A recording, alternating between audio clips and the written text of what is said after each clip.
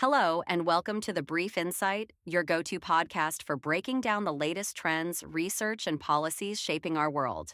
Whether you're passionate about sustainability, global economics, or emerging innovations, this is where we simplify complex ideas to keep you informed and inspired. If you enjoy what you hear, don't forget to like this episode, subscribe to our channel, and share it with anyone looking for insights that matter. We're here every Monday and Friday, so hit that notification bell to stay updated. Your support helps us grow and continue bringing you sharp, relevant content that sparks conversation. Thank you for tuning into The Brief Insight. Now let's dive into today's topic. Imagine grinding, 80-hour weeks for 20 years to win the ultimate corporate prize. You finally make partner at a really prestigious firm. You think you're set for life. Right, you've hit the summit. Exactly. Yeah. And then, out of nowhere, you're just handed a $500,000 pay cut, you're stripped of your equity, and you're told your new entry-level team is, well, it's actually just a cluster of autonomous algorithms. I mean, it sounds totally dystopian, right? Right. But for a rapidly growing slice of the corporate world, that is literally just Tuesday morning. Yeah. Because the traditional corporate structure, it used to be like a Jenga tower. You had the entry-level workers as the base blocks carrying all the heavy load. The middle managers were the structural support. And then the partners, they just sat comfortably at the very top. Safely away from the bottom. Exactly. But based on the stack of sources we're looking at today, AI just ripped out the bottom 10 rows of that tower. And now those heavy blocks at the top are really starting to wobble. So today, we are going on a custom-tailored deep dive, just for you, the listener, into this massive, structural earthquake. Yeah, it's huge. We are looking at how a collision of artificial intelligence and just brutal economic pressures is completely dismantling the corporate ladder. And we have a fascinating stack of your sources to pull from today. Such a great stack. Right. We've got deep dive industry reports from KPMG and BPM, management data from LaPaya, the latest news on Big Four accounting restructurings, a wildly brutal corporate Reddit thread, and a highly provocative op-ed about the future of the CEO. It's a phenomenal cross-section of strategy and honestly raw human panic because nobody is immune to this shift. Not the interns, not the managers, and certainly not the executives. Let's start right at the top of that wobbling Jenga tower with the people who definitely thought they were immune. Yeah. Partners. Making partner at a Big Four firm like Deloitte, EY, KPMG, PwC, that was the golden ticket. It was essentially corporate tenure. Right. But the data you provided shows an absolute bloodbath. In just 2 years, almost 850 partners have departed the Big Four. And the kicker, less than half of them are actually being replaced. Wow. Yeah, the breakdown paints a very clear picture of an industry in retreat. I mean, PwC lost over 300 partners. Peak 100. Yeah. Now, part of that was driven by the fallout of a massive tax leak scandal in Australia, but it was heavily compounded by the broader market conditions. Deloitte lost over 200, KPMG over 170, EY over 100. And for the partners who are managing to somehow hold onto their desks, they are taking an absolute beating financially. We're talking average pay cuts ranging from $500,000 to $800,000. Which is just staggering. Plus, we're seeing targeted purges. KPMG recently slashed 10% of its U.S. audit partners. Yeah. EY is axing 30 partners in its biggest executive purge in decades. And then there's this incredibly bleak term popping up in the sources. Oh, departnering. Yes, departnering. Firms are quietly demoting equity partners back down to salaried roles. Well, wait, I always thought once you bought into a partnership, your equity was locked in. How do they just claw back your status? Well, they can do it because the underlying math of the entire business model just stopped working. Think about what happened during the pandemic. Right. These firms went on a total hiring frenzy. They were projecting this endless horizon of consulting growth, so they bloated their partner ranks. Everyone gets to be a partner. Exactly. But when the market cooled, inflation hit, interest rates rose, the revenue pipeline shrank. But you still had this massive group of partners at the top expecting their million-dollar equity payouts. So to protect the firm's profit margins, they had to, cannibalize their own leadership. Which brings a completely different dynamic into the office culture.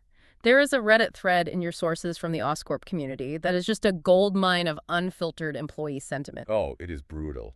It really is. The culture inside these firms is shifting violently from rewarding tenure to this really cutthroat, eat-what-you-kill mentality.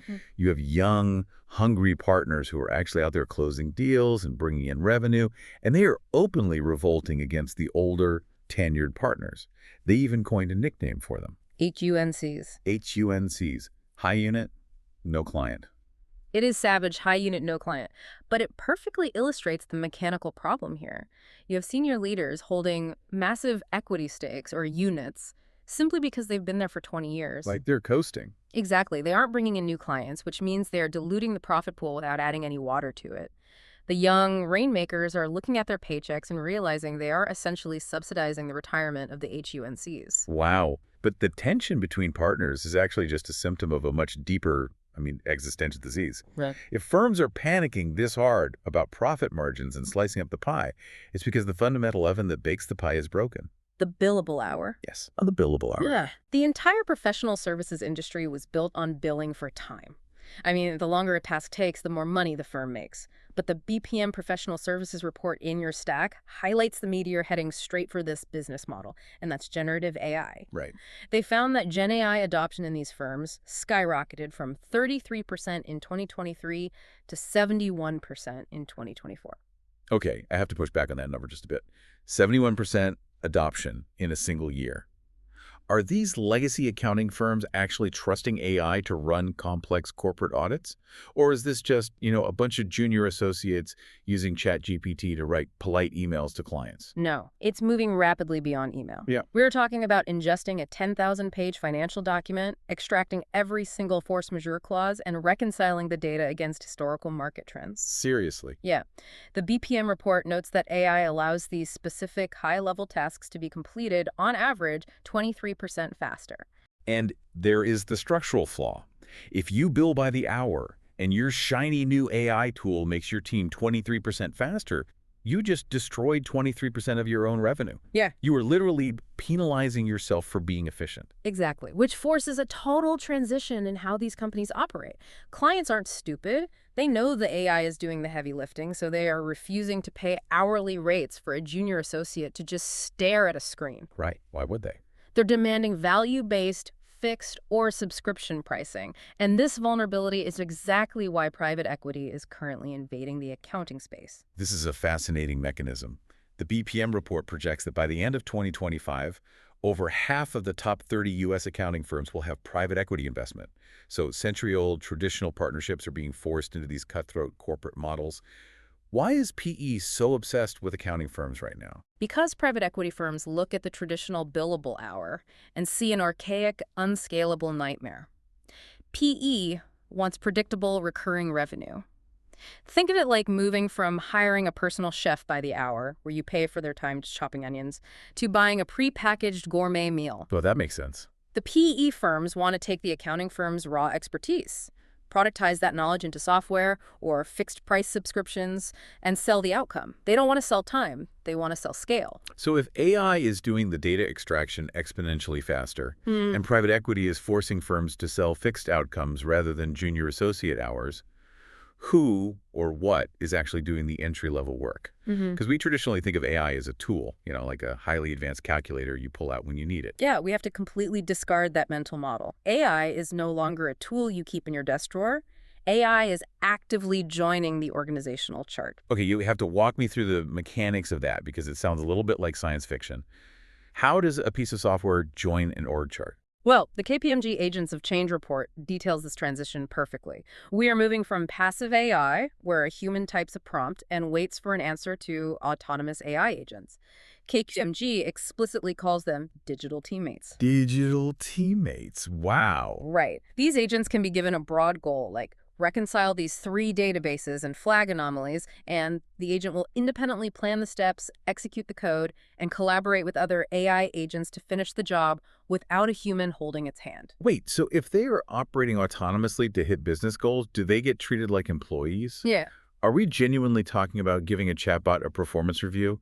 What happens if the AI starts hallucinating numbers? Do we put it on a PIP, like a performance improvement plan? I mean, operationally. Yes. You're kidding. No, KPMG outlines an agent lifecycle that is a direct mirror of human HR. You don't just install an AI agent, you have to onboard it by fine-tuning it on your specific proprietary corporate data. You have to manage its performance by rigorously testing its outputs against your business KPIs. That's wild. Does it have bias drift? Is it adopting the right corporate tone? If an agent starts performing poorly or the underlying model becomes outdated, you literally retire it. That implies a massive hidden infrastructure, though. I mean, you can't just fire your junior staff and buy a software license. You have to build an entirely new management layer just to babysit the algorithms. That's exactly what's happening, and it's creating entirely new human job titles. Good. You now have the orchestration engineer. Right. Their entire job isn't doing the accounting, it's designing the complex prompt chains and guardrails so the AI does the accounting correctly. You have the AI ethicist monitoring for bias. You have the AI performance manager who sits there and calibrates the daily workflow between the remaining human workers and the digital teammates. Okay, let's follow the dominoes here. The interlevel tasks are being absorbed by digital teammates. The equity partners at the top are being squeezed out or demoted by private equity to protect margins. What happens to the people in the middle?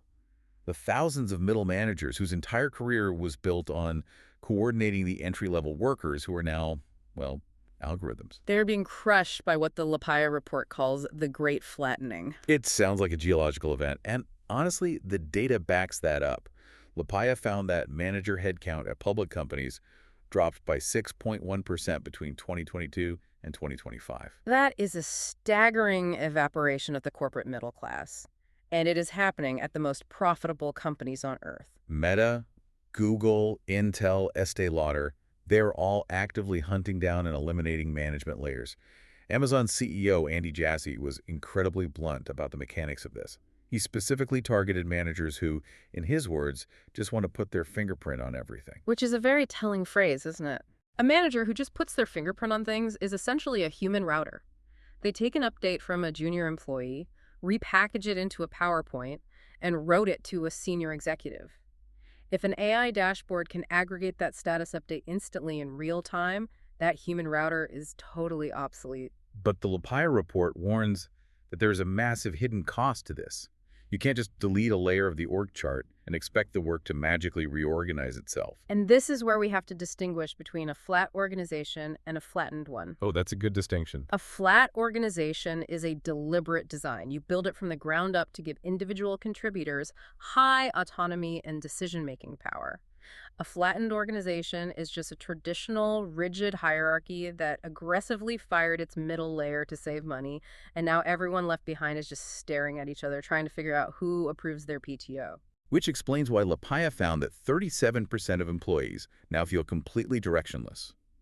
And ironically, the senior executives who ordered the flattening are suddenly drowning in operational details because they removed the buffer layer. Right. Because, AI can generate a status report, but it cannot advocate for an employee's promotion. Yeah. It can't sense when a team member is burning out and needs psychological safety. Precisely. The role of the middle manager isn't dead, but it has to be entirely rewritten. Lapaya argues they must transition from being a coordinator to an orchestrator. An orchestrator. How does an orchestrator function differently than a coordinator on, say, a Tuesday afternoon? Well, a coordinator focuses on the movement of data. Did the report get done? Are we on schedule? An orchestrator focuses on the human-machine interface. Their job is to translate a vague, high-level executive strategy into actionable context that a human worker can use alongside an AI tool. Ah, I see. They coach human judgment. They design the workflow so that the human catches the nuance the AI misses. If your management style is just asking for status updates, you are replaceable. If your style is elevating human critical thinking, you are invaluable. Okay, let's step back and look at the wreckage of this Jenga tower we've been talking about. The base level is automated, the middle level is flattened, the top level partners are taking pay cuts. It begs one final, almost taboo question. Go for it. Is the person who ordered the wrecking ball immune? Could AI replace the CEO? Oh, it's the ultimate C-suite nightmare. And the Starkman-approved op-ed in your sources dives right into it. Now, looking at this op-ed from the stack, and just as a quick caveat, this piece comes out swinging with a very specific anti-corporate viewpoint. We're not here to take a political stance or endorse the politics of the author, but the structural argument being presented is just a fascinating thought experiment. It really is. The author points out that CEOs are practically salivating over the cost savings of replacing their workforce with AI, but mechanistically, AI might actually be much better suited to replace the CEO. Because the core of the argument rests on how disconnected modern leadership has become from the actual physical operations of their companies. And the author brings some heavy receipts to make this point. They really do. Think about Delta's CEO, Ed Bastian.